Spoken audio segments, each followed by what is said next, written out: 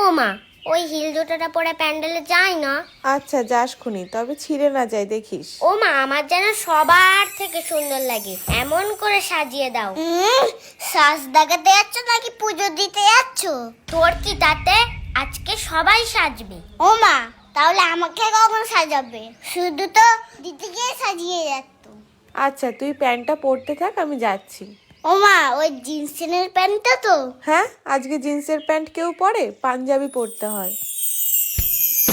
পুজোটা কখন হবে রে? প্রসাদটা খাবো কখন রে? ভালো লাগে না আর যে। এই তোকে না হেব্বি লাগছে। তোকেও খুব সুন্দর লাগছে।